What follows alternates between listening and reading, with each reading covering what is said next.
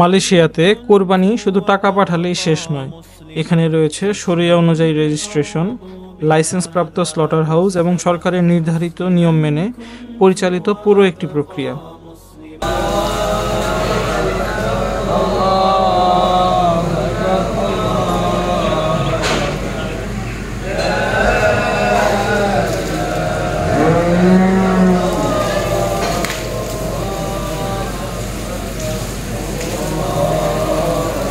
এই ভিডিওতে আপনারা দেখতে পারবেন আমরা কিভাবে মালয়েশিয়া থেকে সম্পূর্ণ হালাল, সরকার অনুমোদিত এবং শরীয়তসম্মতভাবে কোরবানি করেছি। প্রাণী নির্বাচনের মুহূর্ত থেকে শুরু করে স্লটার প্রসেস, ভাগ বন্টন সবকিছুই আমরা রেকর্ড করেছি, কারণ আমরা বিশ্বাস করি কোরবানি শুধু একটি কাজ নয়, এটি একটি আমানত। যারা মালয়েশিয়াতে থাকেন এবং কোরবানি নিয়ে দ্বিধায় থাকেন, এই ভিডিওটি দেখুন, আপনার জন্য এটি একটি ক্লিয়ার গাইড হতে পারে। আমরা এখন যাচ্ছি ঈদের নামাজ পড়তে, ঈদ উল আজহার নামাজ পড়তে। নামাজ হচ্ছে 8:15-তে, আর এখন বাজছে 7:40। তো আমাদের আর 10 মিনিটের মতো সময় লাগবে যেতে। তো গতবার আমরা মালয়েশিয়ার যে ন্যাশনাল মস্ক, মসজিদ নেগারা বলে, সেখানে নামাজ পড়েছিলাম। এবার আমরা আর একটা সুন্দর একটা মসজিদে যাচ্ছি, মসজিদ উইলায়া। তো মসজিদটা খুবই সুন্দর। এবার আমরা ইনশাল্লাহ ওখানে নামাজ পড়তে যাচ্ছি। আমাদের আর 7-8 মিনিটের মতো লাগবে মসজিদে পৌঁছাতে। এরপর পার্কিং করে মসজিদে যেতে যতক্ষণ লাগে। এটা হচ্ছে আমাদের দ্বিতীয় ঈদ উল আজহা মালয়েশিয়ায়। তো এর আগের বার আমরা মসজিদে কুরবানি দিয়েছিলাম, এবার আমরা একটা ফার্মে কুরবানি দিচ্ছি। তো আমরা যে ফার্মে কুরবানি দিচ্ছি, ওই ফার্ম আর এই মসজিদ একই রোডে। তো আমাদের জন্য আর কি এটা সুবিধা হয়েছে যে আমরা আগে নামাজ পড়বো মসজিদে, এরপর আমরা মসজিদ থেকে যাবো ফার্মে কুরবানি, আমাদের যে কুরবানি হবে সেখানে দেখতে।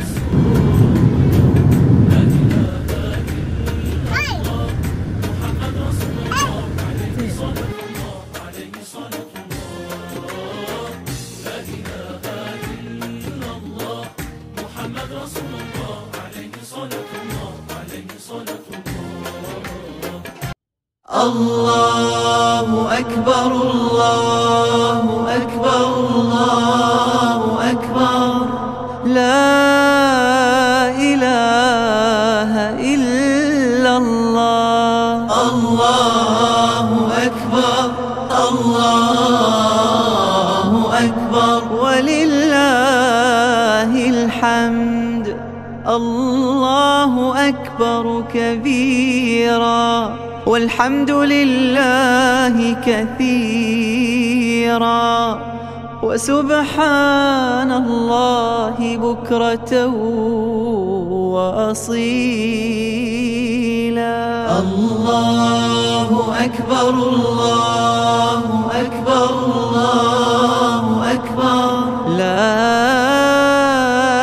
إله إلا الله।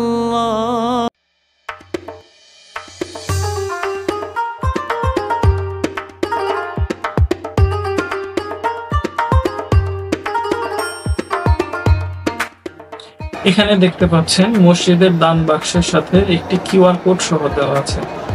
আপনি চাইলে এই কিউআর কোড স্ক্যান করে মসজিদের অ্যাকাউন্টে সরাসরি টাকা ডোনেট করতে পারবেন। তো আমি এই কিউআর কোড স্ক্যান করে ছোট্ট একটা অ্যামাউন্ট এই মসজিদে ডোনেট করে দিলাম।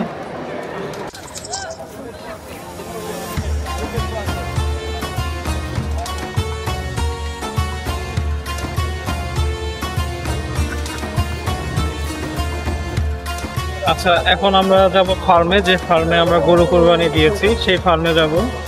9টার সময় কোরবানি হওয়ার কথা, এখন 8:50 বাজে। আমার গাড়ির ঠিক পিছনে এক ভাই গাড়ি পার্ক করে নামাজে গিয়েছে, এই কারণে আমি এখন এখানে ব্লক হয়ে আছি। তো ওয়েট করছি এই গাড়িটা সরান, গাড়িটা সরলে আমি এখান থেকে বের হব।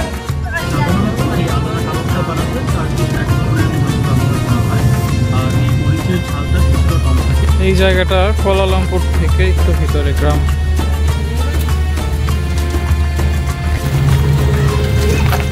আচ্ছা, আমরা আমাদের যে ফার্মে কোরবানি দিয়েছিলাম সেই ফার্মে চলে এসেছি। আসলে মালয়েশিয়ায় তো যেখানে সেখানে কোরবানি দেওয়া যায় না, হয় মসজিদে দিতে হবে অথবা কোনো একটা ফার্মে, অথবা কিছু অনলাইন সার্ভিস আছে। এই তিনটা ছাড়া আসলে কোরবানি দেওয়ার কোনো অপশন নেই। আপনি চাইলেও কোথাও গরু বা ছাগল কিনে আপনার বাসায় বা কোথাও কোরবানি দিতে পারবেন না। এটা আপনাকে এই পার্টিকুলার তিনটা জায়গায় দিতে হবে। তো আমরা হচ্ছে এই ফার্মে কোরবানি দিয়েছি। এটা কুয়ালালামপুর থেকে একটু বাইরে, খুব বেশি বাইরে বলবো না, প্রায় 30 কিলোমিটারের মতো বাইরে। আমাদের আসতে একটু লেট হয়ে গিয়েছে, কারণ একটা গাড়ি আমাদের গাড়ির পিছনে পার্ক করা ছিল, তো আমরা বের হতে পারিনি। তো এই জায়গাটা খুবই সুন্দর, গ্রামের ভিতরে সুন্দর শান্তির জায়গা। এই সাইডে আরও ঘরবাড়ি আছে, আর হচ্ছে এখানে ফার্ম, প্লাস এখানে ফার্মের যে ওনার আছে ওরাও থাকে। তো আলহামদুলিল্লাহ আমার ছেলে মেয়েরা খুবই মজা করছে। এখান থেকে ঘাস তুলে নিয়ে ছাগলকে খাওয়াচ্ছে। এই যে জায়ান, বাবা ঈদ মুবারক।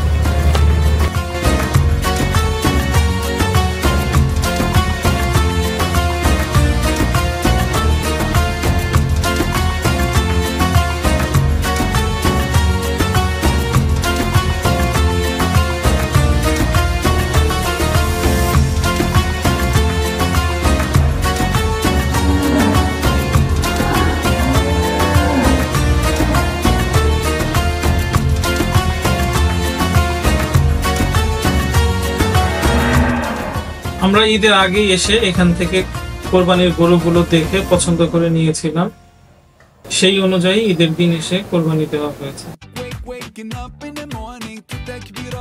এখানে আমাদের এক্স ব্রেন স্টেশন 23 একটা গ্রুপ আছে, যারা আমরা আগে ব্রেন স্টেশনে জব করতাম বাংলাদেশে থাকতে।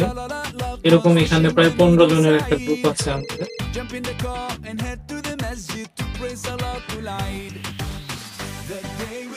আমাদের ফার্ম থেকে কল দিয়েছিল আমাদের মাংস রেডি হতে আর 1 ঘন্টা লাগবে। তো এখন আমরা রওনা দিচ্ছি।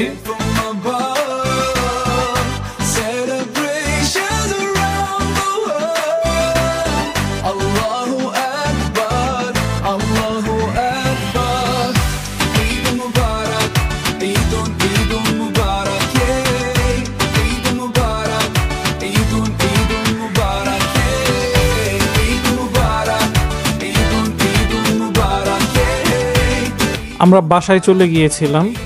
মাংস রেডি হওয়ার 1 ঘন্টা আগে আমাদেরকে কল করে জানানো হয়েছে যে আর 1 ঘন্টা সময় লাগবে।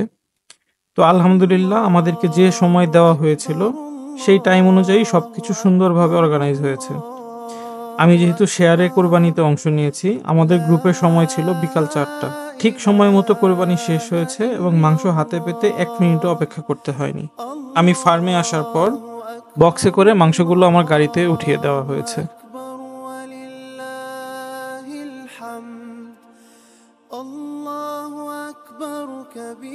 একদম পরিষ্কার ও পরিচ্ছন্নভাবে মাংসের প্রতিটি অংশ, হাড্ডি, সিনা, রান, অর্গান এবং সলিড মাংস আলাদা আলাদা করে পলিথিনে প্যাকেট করে বক্সে করে গাড়ি পর্যন্ত পৌঁছে দেওয়া হয়েছে। এত সুন্দর ও নিখুঁতভাবে পুরো প্রক্রিয়া পরিচালনার জন্য ইতি আপুকে অন্তর থেকে ধন্যবাদ।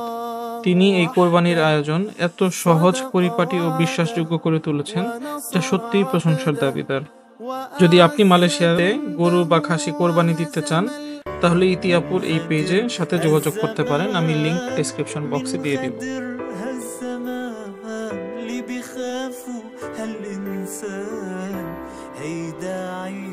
এই কোরবানি ছিল আমার তরফ থেকে আল্লাহর সন্তুষ্টির জন্য একটি ক্ষুদ্র চেষ্টা। আমি মালয়েশিয়াতে থেকেও কিভাবে হালাল ও শরীয়তসম্মতভাবে কোরবানি দিয়েছি সেই পুরো জার্নিটা আপনাদের সাথে শেয়ার করার চেষ্টা করেছি। আশা করি এটা আপনাদের জন্য অনেক হেল্পফুল হবে যারা মালয়েশিয়াতে কোরবানি দিতে চান। আর আপনারা চাইলে ইতি আপুর সাথে তার ফেসবুক পেজে যোগাযোগ করতে পারেন কোরবানির জন্য। আর কোরবানি আমি বলবো আরেকটা কথা বলবো যে কোরবানি শুধু পশুর কোরবানি নয়। আসুন আমরা আমাদের মনের পশু এবং যে আমাদের হিংসা অহংকার আছে সেটাও কোরবানি দিয়ে আসল যে কোরবানির উদ্দেশ্য, মহৎ উদ্দেশ্য, সেই মহৎ উদ্দেশ্যটা সফল করি। ঈদ মুবারক।